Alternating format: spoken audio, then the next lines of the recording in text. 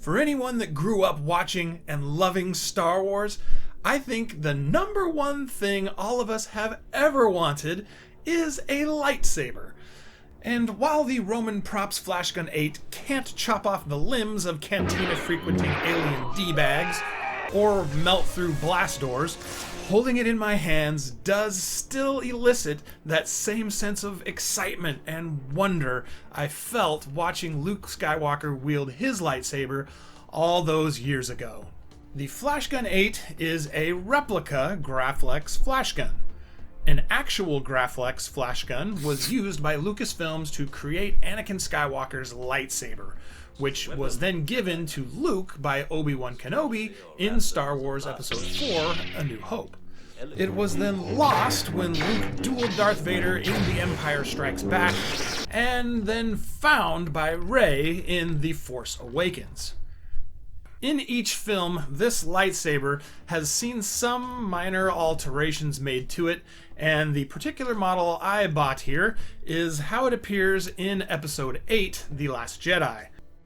And as you can see from this screenshot here, it's pretty spot on. The clamp card appears to have the same design. The brass rim on the glass eye is there. The shape of the D-ring retention piece here appears to be the same. The grips and the rivets look right. Whether it's 100% screen accurate or not, I'm not going to claim to be qualified to say. But from where I'm sitting, if it's not 100% accurate, it's gotta be 99+% of the way there. On the product page on romanprops.com, it says the lead time is approximately 2 to 3 weeks. I ordered mine on April 30th, 2021, and it arrived at my front door 2.5 weeks later on May 17th. Mine arrived in an appropriately sized cardboard box, and upon opening it, I found it wrapped in 2 different layers of bubble wrap, which kept it nice and safe on its journey from Texas to me here in Washington State. On Roman Props, as part of the name, it says it's battle-worn, which means it has some minor nicks, dings, and blemishes. So for someone looking for one in perfect, brand new, pristine condition, this probably isn't for you, but at the same time, if you're a fan of Star Wars, you know stuff in Star Wars has never been about being brand new, perfect, or pristine. The stuff we love the most in Star Wars is grungy, worn, and well used. So I had no problem with this at all, as I'm sure most anyone interested in owning one of these is also going to be. I was actually expecting mine to have more damage to it than it showed up with. There are some minor dings and scratches on it in a few places, but overall, I feel it's in great shape and looks fantastic. Holding it in my hands for the first time was very satisfying, as I've never held a replica prop like this before. It was one of those childhood fantasies now fulfilled moments for me. The body of the Flashgun is built entirely out of metal and has a nice brushed finish to it. It's got good weight to it, and like many things from earlier eras, feels like a quality piece of equipment that was built to last. The diameter of this saber hilt is a bit larger than I was expecting, and because of where the clamp is here in the middle, it does make it a little awkward to wield as a weapon. But seeing as this is meant more so to sit on a shelf for display or hang from your belt for cosplay or something else along those lines, it's absolutely perfect in my opinion. Since it is a replica Graflex Flashgun, it can be disassembled in the same manner as a vintage Graflex. You flip up the clamp here and simply twist and pull it apart.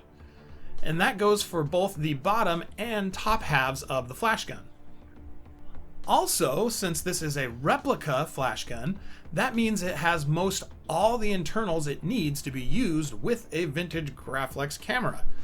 The only thing mine is missing is the battery spring at the bottom, but since Roman's riveted the grips to the body, I'm pretty certain the spring won't fit in there anymore, which is why it wasn't included. The components at the emitter end here, though, are all perfect working replica flashgun components. The red button here can be removed by simply unscrewing it from the body like so. And the glass eye on the opposite side can be removed in like manner. It even has the little light bulb inside of here. One of the main features that I understand is different on the Roman's replica from a vintage Graflex is this screw right here. On the Romans, it's a hex head screw, whereas it is a rivet on the vintage. For people like me wanting to turn it into an FX lightsaber, the nice thing about this being a screw is it makes it much simpler to remove the bunny ears here, which you must do before you can remove the flashgun components and replace it with a blade holder. I'm not sure exactly what size Allen key or hex driver this screw uses, but I'm thinking it's probably a 1/16 inch or thereabouts, because my 1.5mm hex driver bit works, but is a little bit loose in there. Now, like I mentioned, I'm planning to turn this into a fully functioning NeoPixel lightsaber. The only thing is, I've never even owned an FX lightsaber before, let alone built one. So over the next few months, if you follow the channel, you're going to see me learning how, and most likely struggling through, turning this hilt into a fully functioning lightsaber. Minus the cutting off people's limbs and cutting through most anything else part. Well, that's all I've got to say for now, which means you're probably ready to head on out of here. But before you go, if you enjoyed this video, well, you know what to do. And if you'd like to help me continue making content like this on my channel, please check out my Amazon store at the link in the video description, where you can purchase many of the items I've featured in past videos. Unfortunately, you can't buy this lightsaber hilt there, but you can get it from romanprops.com. I'm not affiliated with them in any way, but I'll leave a link to their site in the video description to make it easy for you to go check them out. Alright, well, I'm gonna scoot on out of here. I hope that you have a great day, and perhaps I'll be seeing you again soon in another video. See you later!